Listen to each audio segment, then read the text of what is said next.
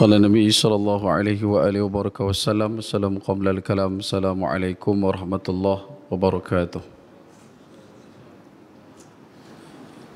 الحمد لله رب العالمين والصلاة والسلام على أشرف الأنبياء والمرسلين وإمام المتقين وعلى آله وأهل بيته وصحبه أجمعين. أشهد ونشهد أن لا إله إلا الله وحده لا شريك له وأشهد ونشهد أن محمدا عبده ورسوله لا نبي بعده. إن الحمد لله نحمده ونستعينه ونستغفره ومن شرور أنفسنا ومن سيئات أعمالنا من يهده الله فلا مضل له ومن يضلل فلا هادي له. سبحانك لا علم لنا إلا ما علمتنا إنك أنت العليم الحكيم وتب علينا يا مولانا إنك أنت التواب الرحيم. اللهم إنا نسألك فهم النبيين وحرز المرسلين وإلهام الملائكة المقربين. اللهم أغننا بالعلم وزينا بالحلم وأكرمنا بالتقوى وجملنا بالعافية.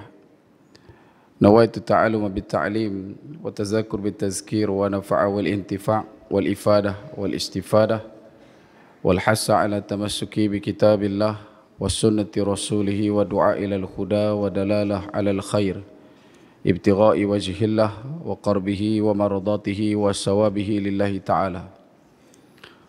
قال الله تعالى في الكتاب العزيز بعد أعوذ بالله من الشيطان الرجيم رب اشرح لي صدري ويسر لي أمري واحلل عقدة من لساني يفقهوا قولي رب اجعلني مقيم الصلاة ومن ذريتي ربنا وتقبل دعاء.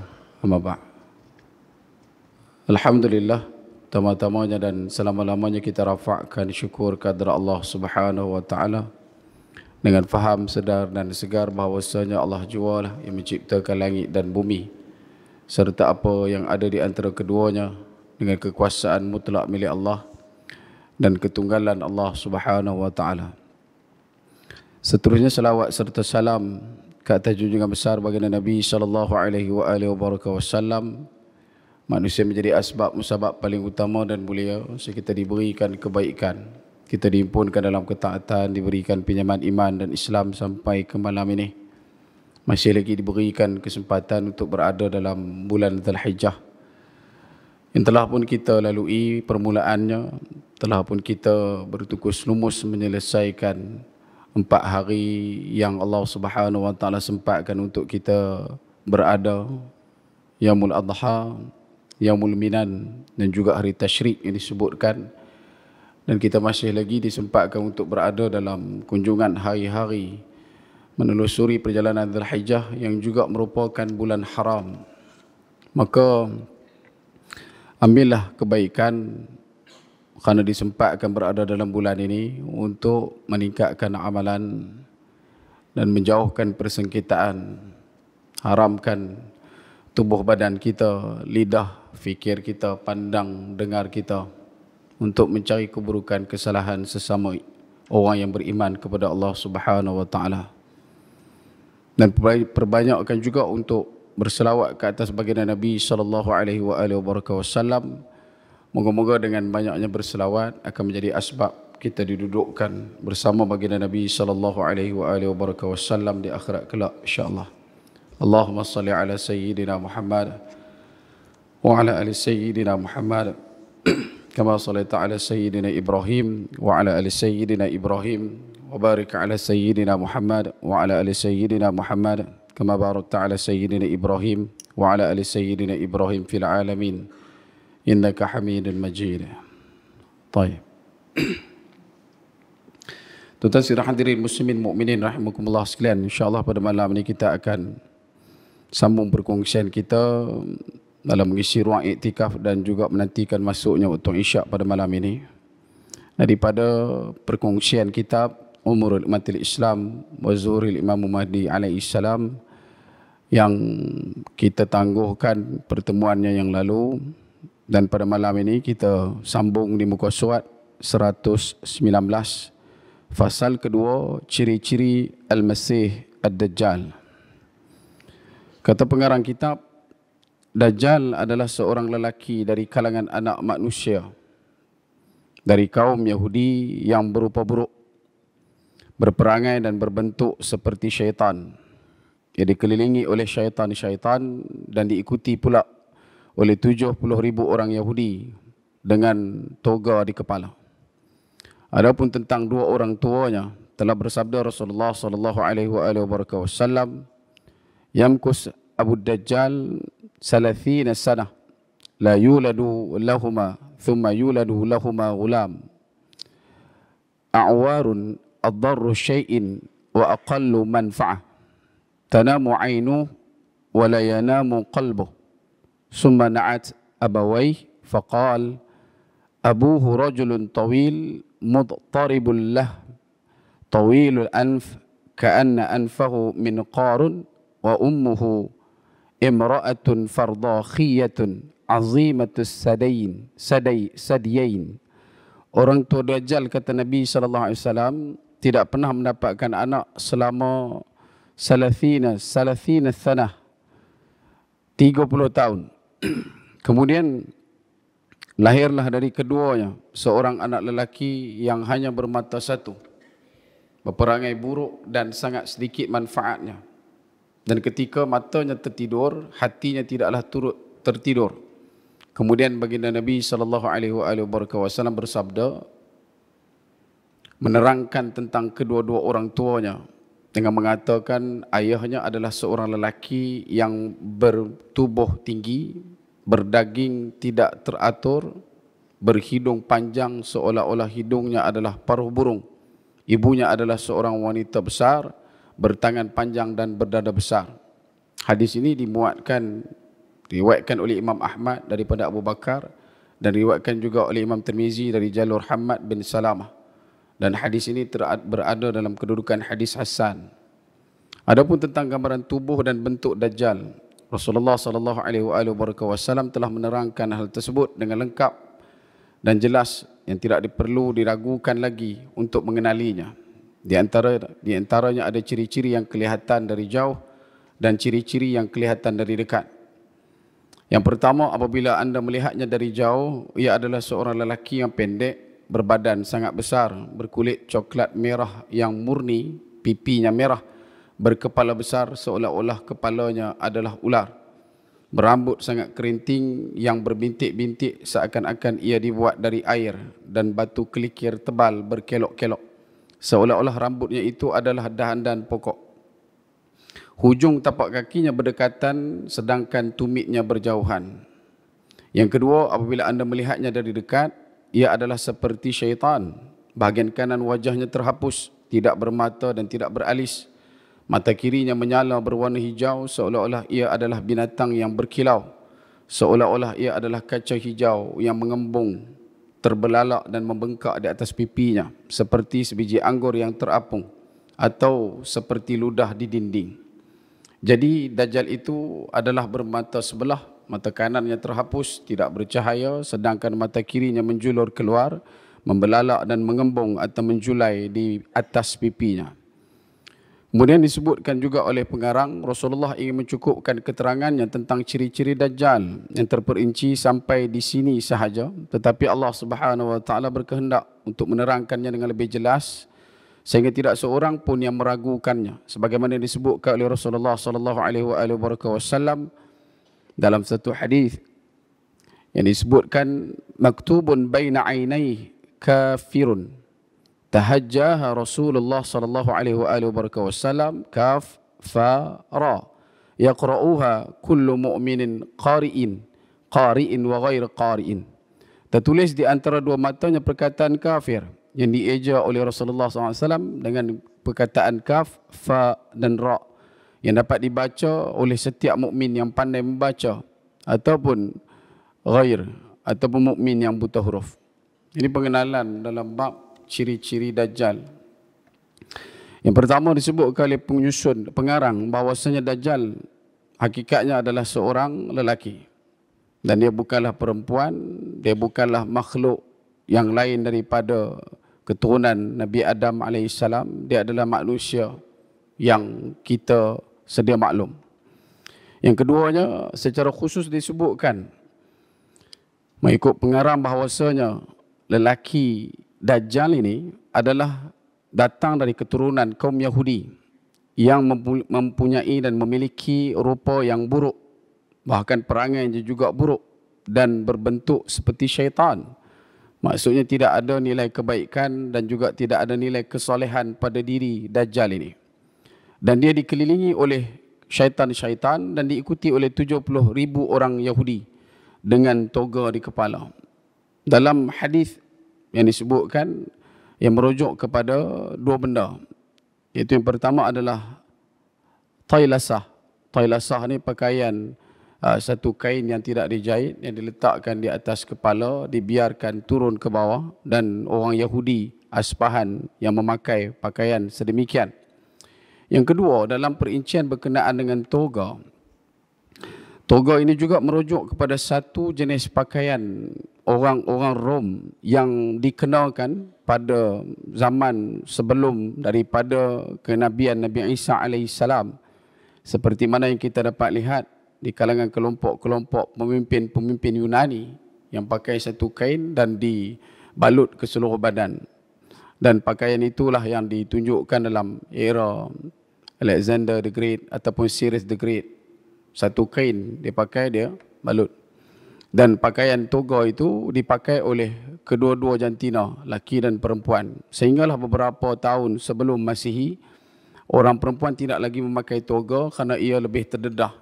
Maka mereka memakai pakaian dipanggil dengan pakaian stola. Stola ni kalau kita nak tengok contoh Liberty. Ada patung Liberty dekat Amerika tu. Dia ada pakai satu pakaian tu yang dia pegang api tu. Pakaian itu adalah pakaian stola. Sama juga satu kain yang dibalut ke seluruh tubuh. Dapat kat kita panggil tola lah, kan? Tapi yang ni dia panggil stola. Hak ni toga. Toga ni dia pakaian yang rasmi di kalangan orang-orang yang hidup di zaman Empayar Rom. Kemudian dalam penelitian tentang keturunan Dajjal, apabila disebutkan tentang ibu dan bapa Dajjal, ia muncul dalam satu hadis yang diriwayatkan oleh Imam Ahmad daripada Abu Bakar Siddiq radhiyallahu an, dan juga daripada Hammad bin Salamah, yang hadis ini juga dimuatkan dalam riwayat Imam Tirmizi. Bila menceritakan tentang keadaan dan juga kedudukan kelahiran Dajjal itu sendiri, yang datang daripada dua orang, lelaki dan perempuan, pasangan, yang juga mereka merupakan orang yang tidak memiliki kedudukan dan juga kebaikan dalam masyarakat.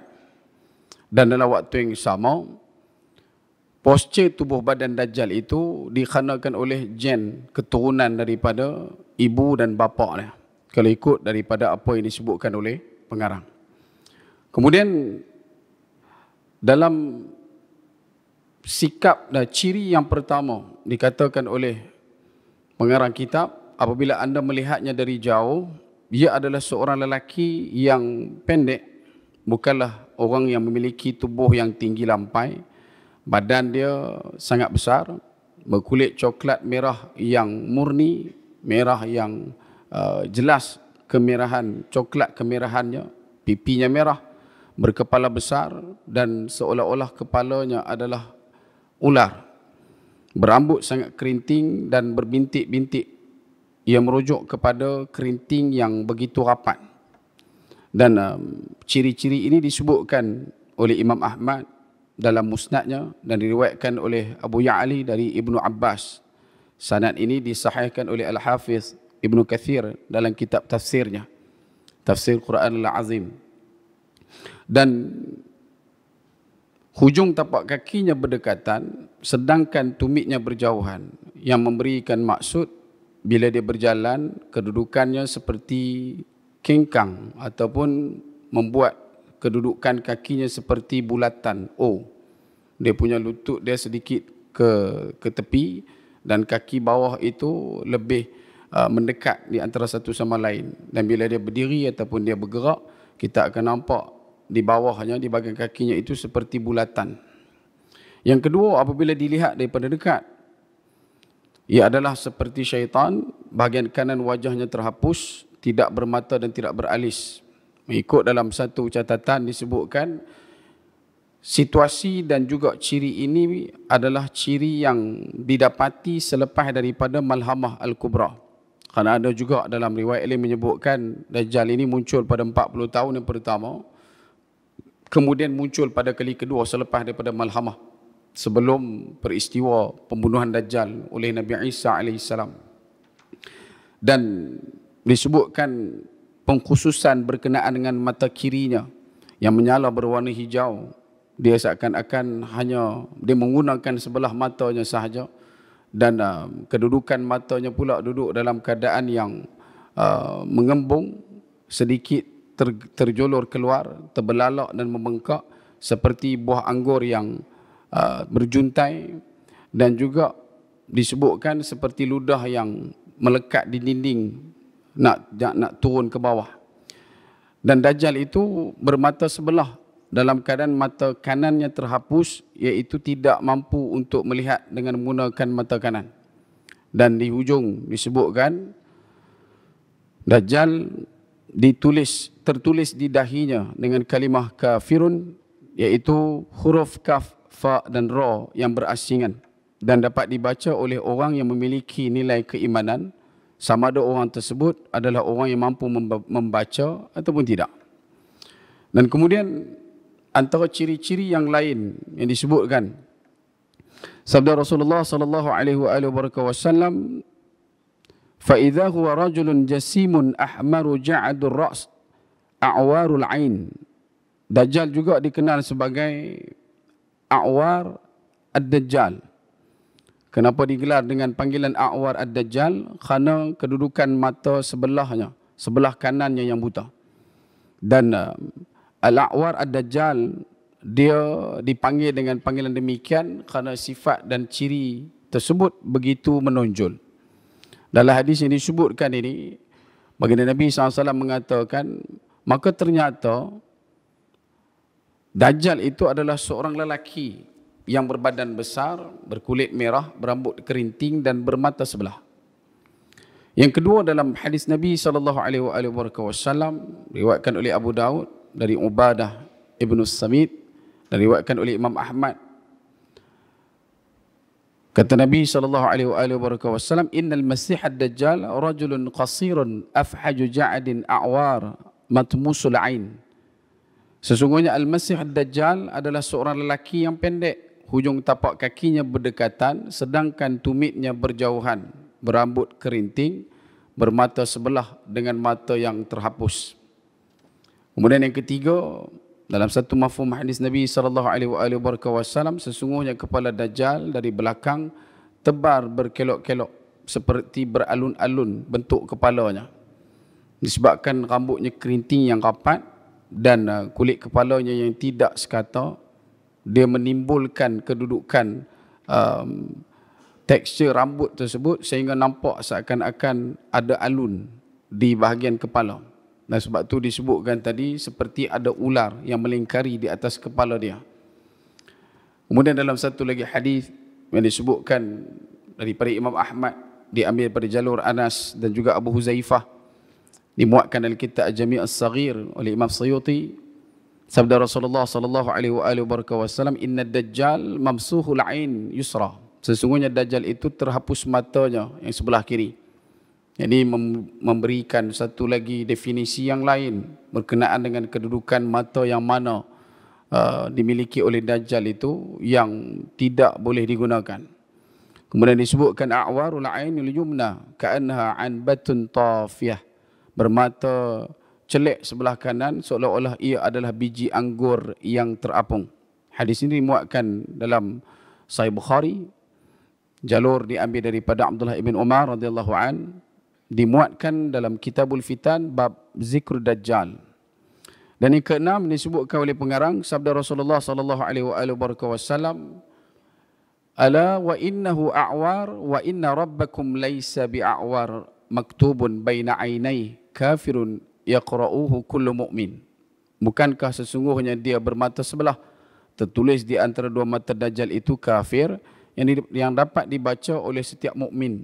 dan dalam riwayat yang lain tertulis di antara dua matanya kaf fa ra.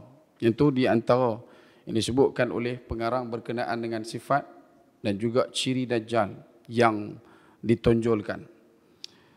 Dalam ruang yang sama ada satu isyarat yang eksplisit ataupun isyarat yang disebutkan merujuk kepada Dajjal.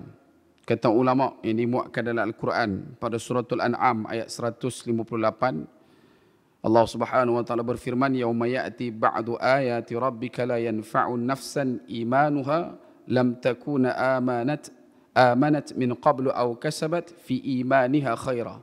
Pada hari datangnya sebahagian daripada tanda-tanda Tuhanmu itu tidak berfaedah lagi iman seseorang yang tidak beriman sebelum itu, atau yang tidak berusaha mengerjakan kebaikan mengenai imannya. Dan telah disebutkan juga dalam hadis Nabi SAW, perkara yang dinyatakan tentang tanda-tanda yang datang daripada waktu tersebut yang didatangkan oleh Allah Subhanahu wa taala adalah merujuk kepada beberapa perkara, dan antaranya adalah Dajjal.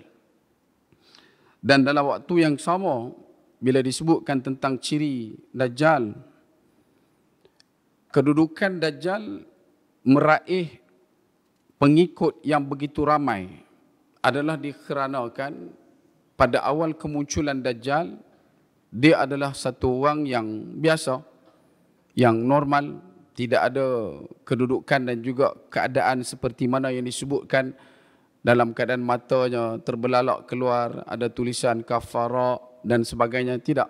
Sebagian pendapat mengatakan kemunculan pertama Dajjal mengemudi pengikutnya selama 40 tahun di waktu awal sebelum Al-Malhamah Al-Kubra. Dia adalah satu orang yang memiliki kedudukan dan juga keadaan ciri-ciri wajah yang biasa, dan kerana itu pengikutnya adalah orang-orang yang mampu untuk menerima dan mengangkat dia sebagai pemimpin. Dan selama 40 tahun dia jadi pemimpin sebelum Al-Malhamah Al-Kubra. Dia adalah orang yang merencana dan juga melakukan perancangan strategik untuk menghancurkan Islam.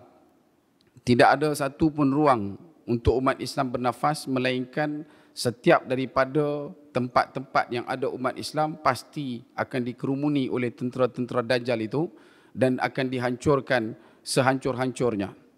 Dan kerana itulah selepas daripada Al-Malhamah disebabkan beberapa perkara. Yang pertama, pertembungan dengan Al-Mahdi. Yang keduanya adalah dentuman yang disebutkan. Ada sebagian pendapat sebelum datangnya kabut dukhan, adanya satu hentaman yang begitu kuat. Ada yang merasakan ia adalah nuklear. Sedangkan pada waktu itu, dengan keadaan pakaian yang dikenakan oleh pengikut Dajjal, yang pada waktu itu cuma boleh pakai satu helai kain untuk balut tubuh. Nak memberikan maklum kepada kita, kemajuan dan teknologi pada waktu itu begitu terhad, sehingga tidak ada ruang dan peluang untuk menjahit pakaian. Kerana itulah pakaian yang mereka kenakan adalah pakaian yang berupa sehelai kain yang dibalut ke seluruh tubuh.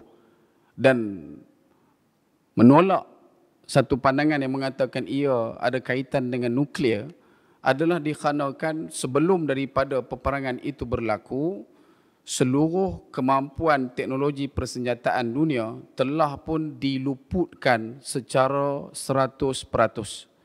Balik menjadi kehidupan yang asal, sumber yang terhad, dan duduk dalam keadaan tidak memiliki kekuatan untuk develop, membangunkan persenjataan yang kita kenal pada hari ini. Dan walaupun ada orang menolak berkenaan dengan kehancuran sistem teknologi dan sebagainya, tetapi ketahuilah wahai saudaraku, sesungguhnya teknologi-teknologi yang kita nikmati hari ini sebenarnya telah dinikmati juga oleh manusia-manusia sebelum daripada kita. Melainkan mereka itu telah pun Allah Subhanahu wa taala selesaikan dengan sekali hentaman. Seperti mana yang digambarkan kelompok yang disebut dalam Al-Quran, antaranya adalah kaum 'Ad dan kaum Thamud. Begitu juga dengan pembinaan kerajaan Firaun, begitu juga dengan beberapa kerajaan Badiah yang lain, kerajaan yang terawal, yang mereka juga memiliki dan mempunyai ketinggian teknologi yang cukup menggemparkan. Antara lain disebutkan juga penelitian berkenaan dengan kemampuan dan juga kemajuan teknologi ditumpukan di zaman Nabi Nuh alaihissalam. Direkodkan dalam Al-Quran bagaimana perbualan komunikasi antara Nabi Nuh alaihissalam dengan anaknya di saat Nabi Nuh berada dalam bahtera. Dan dalam waktu yang sama, anak Nabi Nuh sudah pun bergerak menuju ke atas bukit bersama dengan kelompok-kelompok yang menentang Nabi Nuh alaihissalam. Allah Ta'ala rekodkan bagaimana Nabi Nuh alaihissalam memanggil-manggil anaknya dan dia mendengar balasan balik respon komunikasi itu daripada anak Nabi Nuh sendiri. Dan dengan jelas Allah Subhanahu Wa Taala mengatakan anak Nabi Nuh itu tidak mahu untuk turut serta menaiki bahtera. Maka ulama memperincikan benda ni berlaku bila? Sebelum naik bahtera ke masa naik bahtera? Kalau masa naik bahtera, alat telekomunikasi apa yang digunakan oleh Nabi Nuh untuk berinteraksi dengan anaknya yang ada di atas bukit? Macam mana boleh ada respon? Adakah kapal tersebut mendekat kepada bukit itu ataupun duduk dalam keadaan memiliki satu kemajuan ketinggian teknologi yang boleh digunakan sebagai alat komunikasi pada waktu tersebut? Melainkan selepas pada itu Allah Ta'ala hazafkan, Allah Ta'ala musnahkan semusnah-musnahnya dan dimulakan kembali. Dan begitu juga dengan penemuan-penemuan beberapa tamadun-tamadun yang begitu hebat yang baru terbongkar pada waktu ini dan ada lagi yang masih belum dibukakan untuk kita melihat secara serius. Antaranya teknologi pembuatan yang kita boleh nampak di Petra. Bagaimana mereka menggunakan satu kaedah, satu kemampuan teknologi untuk menggali dan juga mengukir batu dan di dalamnya dibina rumah-rumah untuk didiami. Dan kesannya ada sampai hari ini. Bukan dekat di kawasan Tanah Arab. Di India juga ada. Bagaimana satu tempat yang diukir, dibuat daripada satu batu besar, tetapi mereka menggunakan alat yang tidak diketahui. Sebab ukiran bangunan tersebut adalah dibuat daripada satu batu yang amat besar dan dibuat satu tempat untuk didiami di dalam bangunan tersebut. Asalnya adalah satu batu yang tidak diambil untuk dicantumkan, tapi mereka ukir satu batu. Dia guna teknologi apa? Dan sebab itu, untuk kita di zaman ini, antara benda yang paling dahsyat adalah bila mana berlakunya gerhana. Kata Nabi SAW, bila mana datang gerhana, Nabi akan memperbanyakkan istighfar. Antara benda yang Nabi SAW pohonkan kepada Allah, mohon supaya ini bukanlah azab.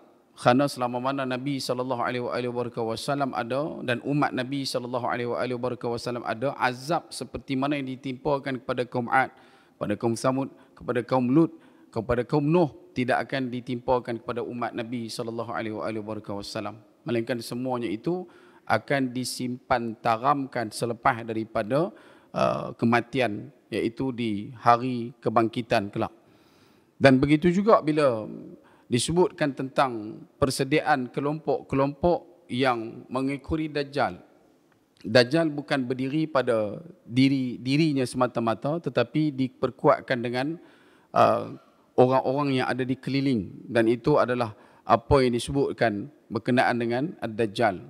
Dan Dajjal ini antara lain disebutkan dia akan muncul di sebuah kota iaitu Asfahan, dan pada awalnya diikuti oleh 70 orang Yahudi, kemudian diikuti oleh orang-orang bawahan, kemudian diikuti oleh orang-orang bodoh, dan seterusnya diikuti oleh rakyat jelata. Dan dia akan berada di atas muka bumi pada kali yang kedua selama 40 hari yang kita sebutkan dalam pertemuan yang lalu. Yang mana 40 hari tersebut adalah 40 hari yang dibahagikan proses masanya yang tidak sama. Dan dalam waktu yang sama, ada satu hadis baginda Nabi SAW menyebutkan, iaitu dimuatkan dalam Sahih Imam Muslim, hadis bilangan 5222. Jalur daripada hadis diambil daripada jalur Huzaifah radhiyallahu an. Katanya Rasulullah sallallahu alaihi wasallam bersabda, "Ad-dajjalu a'warul ain al-yusra jufalu sya'ar ma'ahu jannah wa narun fanaruhu jannatun wa jannatuhu nar." Daripada Huzaifah, Rasulullah sallallahu alaihi wasallam bersabda, Dajjal itu a'war, dia duduk dalam keadaan mata sebelah kanannya buta, berambut ikal, berambut kerinting, dan bersama-samanya terdapat syurga dan neraka. Nerakanya adalah syurga dan syurganya adalah neraka. Manakala dalam satu lagi hadis yang diriwayatkan oleh Ibnu Umar radhiyallahu anhuma, Rasulullah sallallahu alaihi wasallam menyatakan, "Zakara ad-dajjal baina az-zahrani an-nas faqala inna Allah ta'ala laysa bi'a'war ala wa innal masih ad-dajjal a'warul 'ain al-yumna ka'anna 'ainahu 'ainabatun tafi'atun." Daripada Ibnu Umar, Rasulullah SAW menyatakan, perihal Dajjal di hadapan orang ramai, dalam satu lantunan perkataan baginda menyatakan, sesungguhnya Allah tidak buta sebelah mata, dan sesungguhnya Al-Masih Dajjal buta matanya yang kanan, matanya seperti anggur yang tersembul ataupun menonjol. Hadis yang diriwayatkan daripada Anas bin Malik, Rasulullah SAW menyatakan bahwasanya ma min nabiyyin illa wa qad anzara ummatah al-a'warul kazzaba ala innahu a'war wa inna rabbakum laysa bi'a'war wa maktubun baina 'ainaihi kafara. Daripada Anas bin Malik radhiyallahu an, Rasulullah SAW menyatakan tidaklah seorang nabi pun melainkan baginda sudah mengingatkan umatnya daripada si buta sebelah mata dan pendusta. Ingat, sesungguhnya ia buta sebelah mata, sedangkan Tuhan kalian tidak buta sebelah mata, dan di antara kedua matanya tertulis kaf, fa dan ra. Isu yang ketiga berkenaan dengan tulisan kaf, fa dan ra.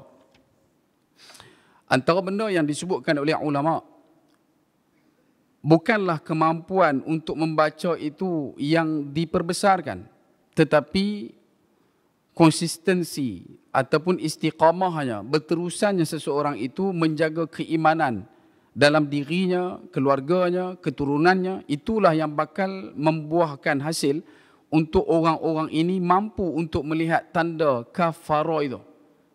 Dia bukan isu kita nak mempertahankan tulisan Arab ataupun mempertahankan kalimah tertentu, mengenal huruf Arab ataupun boleh baca Arab, tidak.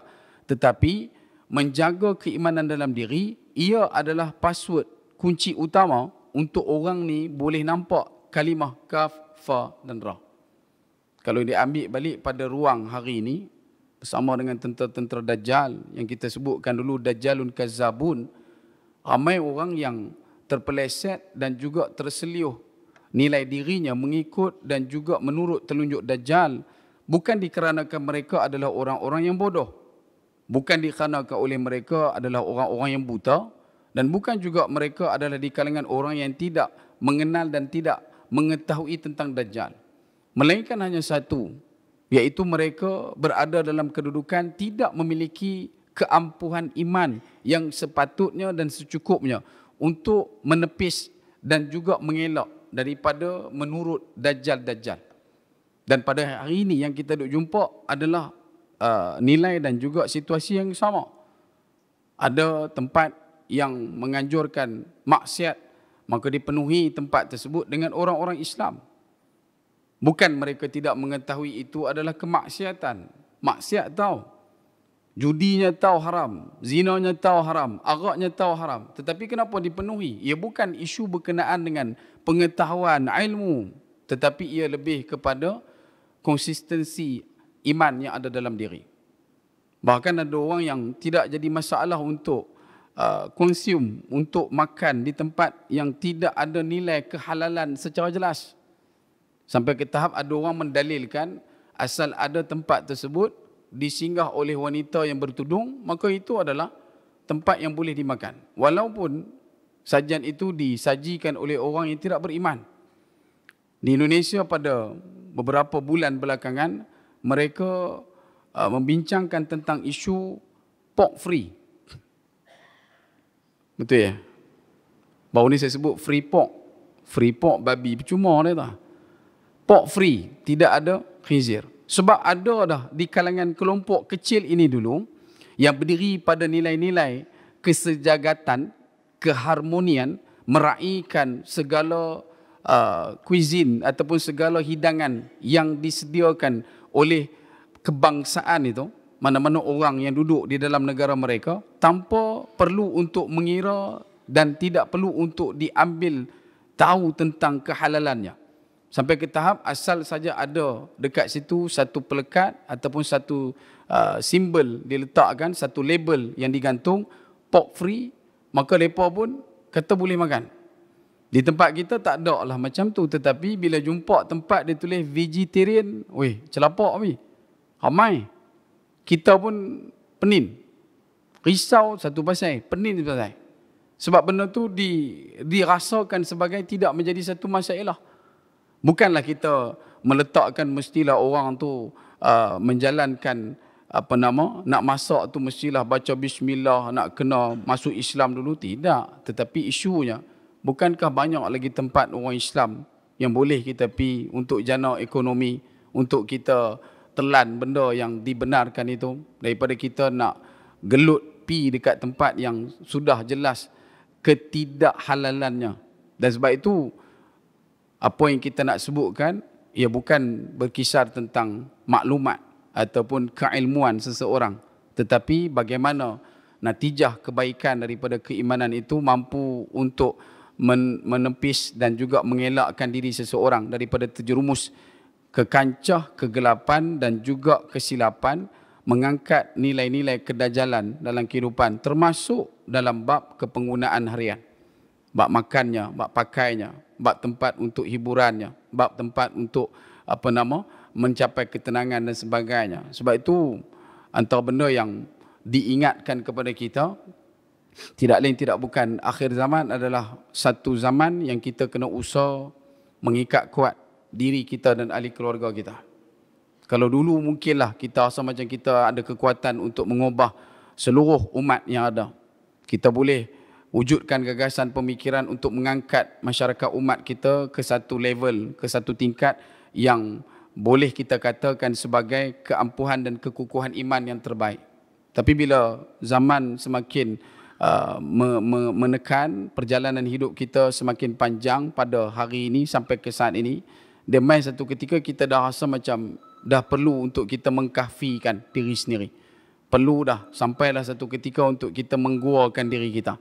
Dalam waktu yang sama, untuk golongan yang lain, ada satu jalan yang kita milik, yang kita ada, iaitulah dengan memperkuatkan doa. Moga-moga Allah Ta'ala berikan bimbingan, burhan, taufik, petunjuk kepada mereka. Dan sebab itu, isu berkenaan dengan Dajjal, ia adalah satu perkara yang disepakati, bukan momok ataupun mambang ataupun jin dan sebagainya, tetapi dia adalah manusia.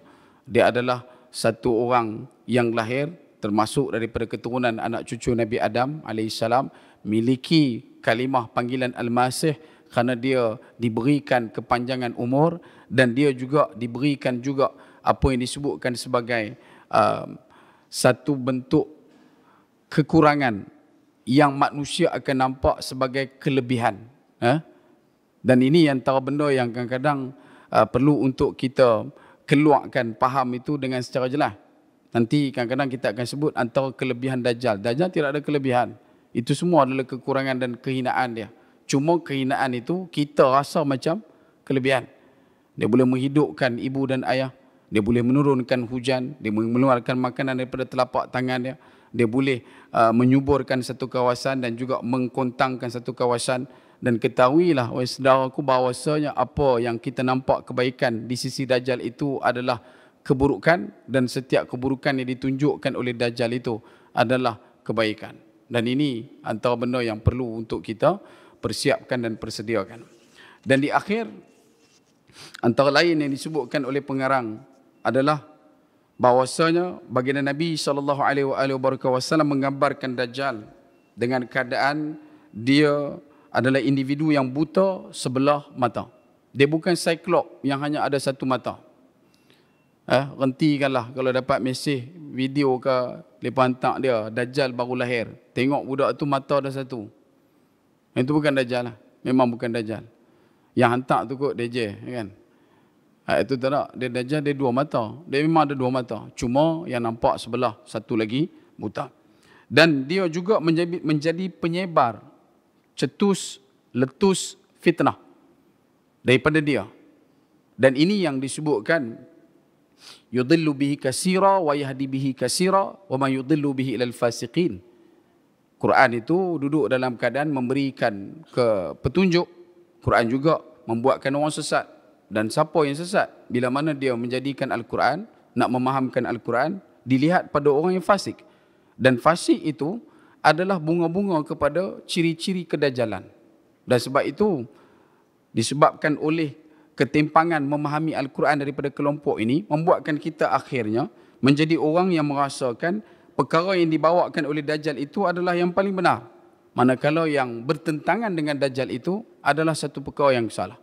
Dan hari ini kita sedang melalui proses itu. Proses normalisasi.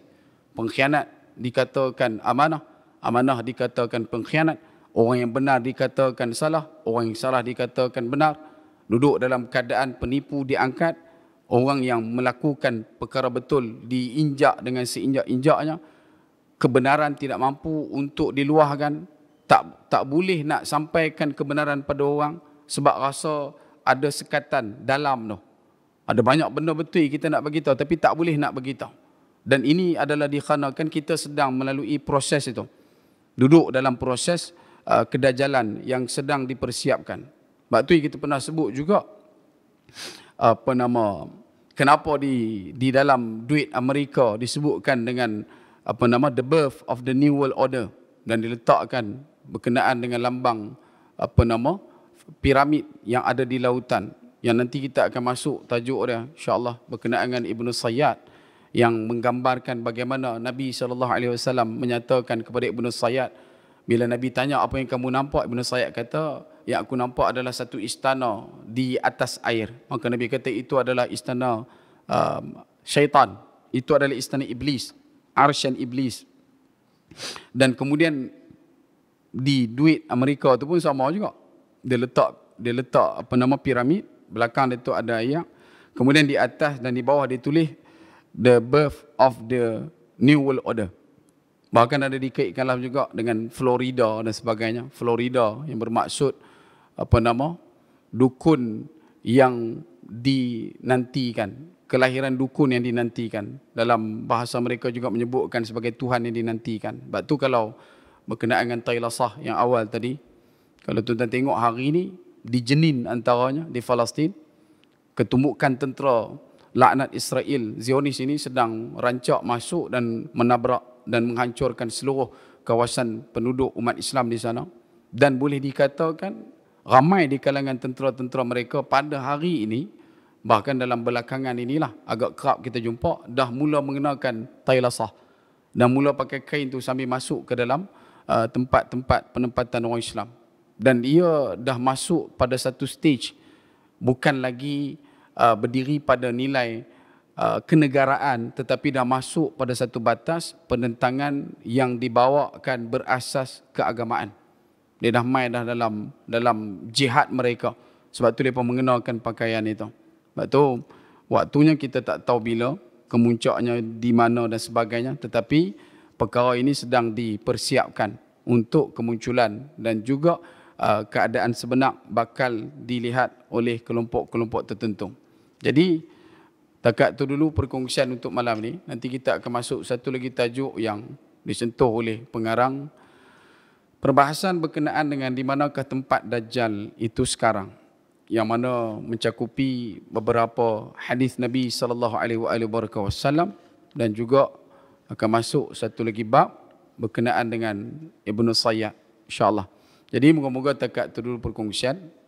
Selamat meneruskan perjalanan hidup kita di bulan akhir untuk tahun Hijrah 1444 dan kita bakal mengakhirkan tahun ini dan moga-moga tahun yang akan datang menjanjikan kebaikan meletakkan keampuhan dan kekukuhan iman, menjadikan kita orang yang lebih bertakwa kepada Allah, diangkat segala sakit dan penyakit, diberikan keluasan rezeki dan diletakkan kita duduk dalam keadaan lapang bukan sempit, dan moga-moga Allah SWT menerima jual beli kita insya-Allah. Jadi moga-moga takat itu dulu perkongsian. Kalau ada kebaikan mohon tolong sebar-lebarkan, kalau ada keburukan mohon tolong jauhkan. Bak kata patah, sedap makan dikunyah-kunyah, sedap kata diulang-ulang. Kalau tuan turun ke kebun, buat apa turun ke kebun kalau tidak menoreh getah? Segala silap dimohon ampun kepada Allah kita berserah. Akhir kalam, sekecil-kecil ikan pasti ada isinya, sebesar-besar ikan pasti ada tulangnya. Quli qawli hadha wastaghfirullahal azim wa lakum wa lisairil muslimin wal muslimat wal mu'minina wal mu'minat fastaghfiruh fa yafawdal mustaghfirin.